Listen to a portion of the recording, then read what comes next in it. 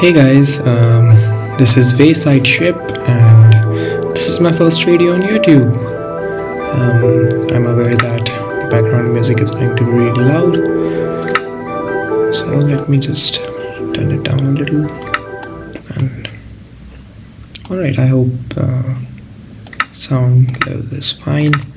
So in this video, I'm just going to give a tour of my world so far. Of course, in the upcoming videos, I'm going to make a new world, and I'll share my plans as we go through my worlds. So, I've been playing Minecraft for a very long time, but most of my worlds are gone. I deleted them. Most of the time, I was just learning Minecraft. Even as I played alone, I didn't want to continue in those worlds, and in most of the worlds, I just rage quitted, and so they're gone now. So let's start with my oldest world. This is quite old. I just opened it today again after a very long time. So let's see. It's going to be a quick recap for me as well, and I'll share you my journey. So, all right. So this is my base. It's got an open roof. I am not very good at finishing roofs, especially I was not at all good at doing roofs at the time, so I just left it like this. In this world, I've pretty much done everything I really wanted to. I've got full netherite armor. It's fully enchanted armor as well now, and so this is my basic world. This was my starter house. I lived in one for a brief moment, and I've got a small storage room. Not a lot of stuff, but basically everything I wanted. I probably should sleep. What I'm doing. Okay. So I did quite a lot of stuff in this world. I got bored eventually. I think I moved too fast. I didn't really enjoy the journey. I just wanted to complete stuff as quick as possible. By like 200th or 150th day, I already had an elytra. I have not even completed 500 days so far. And of course, I've got full netherite armor after that. I've made this town. So let's just look at it from above. So this is the area that I developed. So I was initially planning for this part to be my base, but of course it didn't really work out. I didn't test anything in creative beforehand, so it looked like a giant stool now, and it took a lot of resources, it took a lot of time, and just left like this. I have a sugarcane farm in this. It is entirely hollow. It's got a sugarcane farm. This is supposed to be a tree farm over, and this is an iron farm, pumpkin and melon farms, and this is also sugarcane farm. This I designed completely by myself. The interior.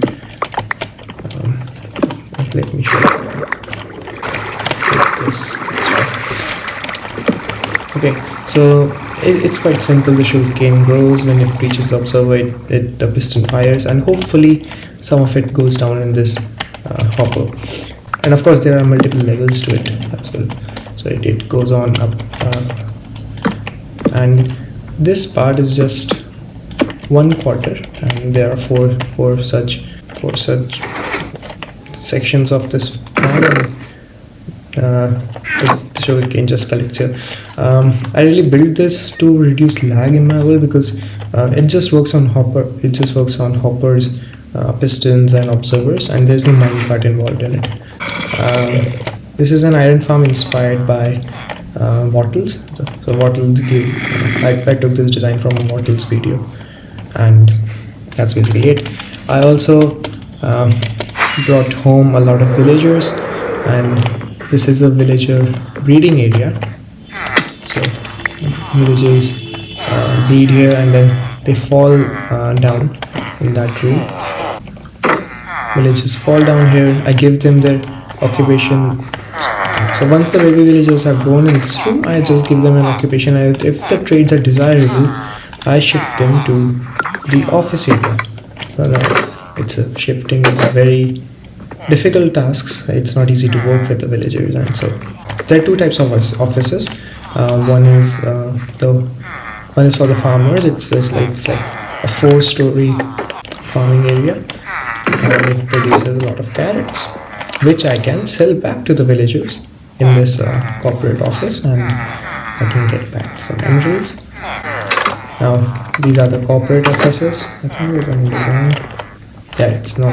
I left it on the left. Now on this floor, the ground floor, I have the butcher and farmers. Of course, this iron golem, I spawned this iron golem so it won't attack me. So because there's already an iron golem in the vicinity of these villages, they won't spawn a new one and create a hassle for me. And now at each floor there is a different occupation. So in this floor there's cleric, on this there is weaponsmith, toolsmiths and fletchers. Yeah, so these are all upgraded to max, so I can get on tools here. And yeah, that's basically it. I also try to make because this area is accessible by river, and like the ocean starts very close by, so I made a dock, small dock. This is the entire area that I explored. It's quite convoluted here, but there's a river which passes straight into the ocean, and so it's pretty accessible. The ocean is pretty accessible. I bet there are a few monuments here and there as well, which I haven't explored. I wanted to make a new base because, of course, I got bored of it. I wanted to make a new start entirely, but I thought because this world is quite old, so if I don't know if I can show it in statistics, but I've been playing on it for a long time. So you see that I've played it for around 4.5 days. In fact, 4.7 days, and although it's not a lot, but I'm a student and I also have to focus on my cat, so it's a very long time, more like a year or so, since I have started this world, although I've not played as much. So this entire area is not updated. This still runs on the old version. I think it's on 0.18, and so of course I decided to create a new world entirely, and I just didn't want to delete this world now. So I made super highway. Of course, there is a mine which goes down straight to bedrock. I'm not going to show that. It's a normal strip mine. So I made a project here. It's an iceberg tunnel.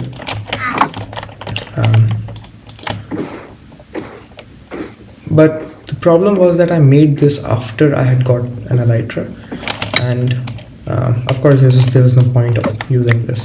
I can fly faster with my elytra. So it's right behind this mountain. So my base is right over there. Yeah, and so this is also a highway which I never completed. It's supposed to go to the stronghold, but there's a desert right behind my house, and of course I demolished it. There's a village from where I abducted these villagers, and yeah, that's basically the whole. I decided to give it a new start. Of course, I've named that world New Start. So this world is just for when I played with my friends, but I no longer get time to play with them. But let's start this world, which is single player. I'm still playing on this one, but I'm going to stop playing. This is my starter base. I'm quite proud of it. I planned it all out on paper, on a sheet of paper, and I enjoyed building it when I did. Of course, it was all copper back then, and I can see it has aged quite well. So it's a normal base. Storage room is in the attic, and I've got animals, I've got farms, I've got basically everything that I thought of. I was starting to explore. You can see I'm still building this underground area. it connects directly into the ocean. I'm quite proud of the interior that I've done. I've tried to create new designs. I've tried to work with new block palettes. I tested this out in creative for the first time and I was quite proud of it. Of course, I don't have Elytra in this world. In fact, I'm not even wearing diamond armor. I took it quite slow. I've already spent as many days in this world as I had done that one, but I made quite a big progress. I'll show you later on. So let's just give a tour of this world. So I've got some basic farms. It's a simple smelter setup which just helps me to smelt anything that I want slightly faster than normal rate. And of course, this is a tower which I didn't plan in creative. That's why it looks hideous. Initially there was an enchanting setup, but as I expanded it, I've got another portal with another themed room and an enchanting setup moved up. Of course, I've got diamond armor, but I don't wear them because I haven't got the enchantments. Because I have not done much exploring in this world, I've not traded with villagers in this world, at least not as much as in the other world. I've not got a lot of levels, and that's why I'm stuck in this armor. This is a clay and mud setup that I made. So it automatically converts dirt into mud, and then there's a drying area which converts mud into clay. It's quite a nice setup. I really enjoyed making it. It's called what did I call it? CMFSA. So basically clay and mud field semi-automatic. I've made an entire user guide for it, and I really enjoyed the process of making something creative, making something creative. It was really fun. Anyways, I've got tree farms here. I've got sweetberry farm. I've got a dripstone farm, lava farm, sugarcane farm, pumpkin farm, and of course I'm really proud of this bridge. I was inspired by the Golden Gate Bridge, but of course I didn't have the block palette at that time to make that. So I just went along with dark oak.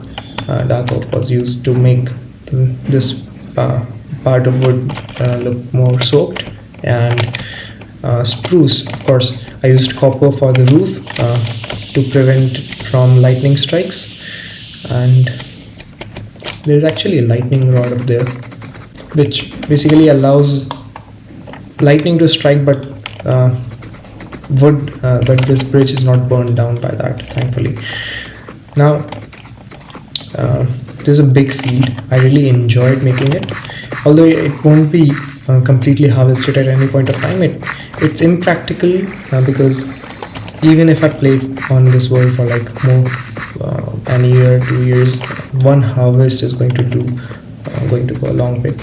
Now this is the entire world which I have developed something so far, and I'm really proud of this world. I learned a lot. Of course, this tower doesn't look good, but I started using creative mode in this creative mode to test out the buildings and redstone before actually implementing this in this world. So it saves a lot of time. It gives a lot of freedom. I'll show you what I did. So this palette was considered in creative mode. Of course, not designed entirely in creative mode.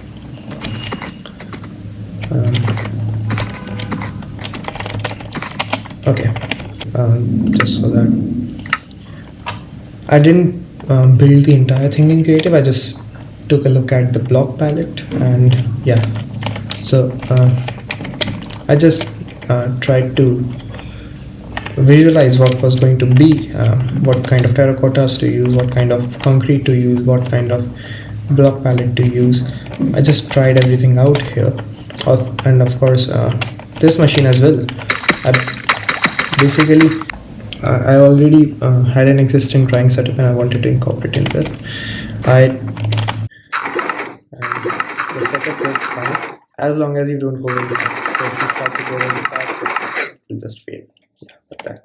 I used item sorter here just to filter out glass bottles and water bottles stay in the dispenser. So that's how I use the creative mod in the video. I also tried using different kinds of contraptions. I tried learning what kind of contraptions I can use. If it can flip flop, it's really fun. I also, of course, the smelter setup, I wanted to make it a bit more fancy. I couldn't. I tried making a piston door and whatnot. So of course, this is my work done so far. At least what's left of postulates of it. At least what's left of it. Of course, I deleted most of my previous work, but here we are. Of course, now thanks for watching. Of course, I'm going to start a new series. I'm going to create a new world. I'm going to make a new let's play, at least that, and if people are interested, I'm going to make SMP, survival multiplayer, and it's going to be hosted in India, so it might be a bit laggy for most of you, but we can have fun. That's more important, right guys? Okay, see ya, bye.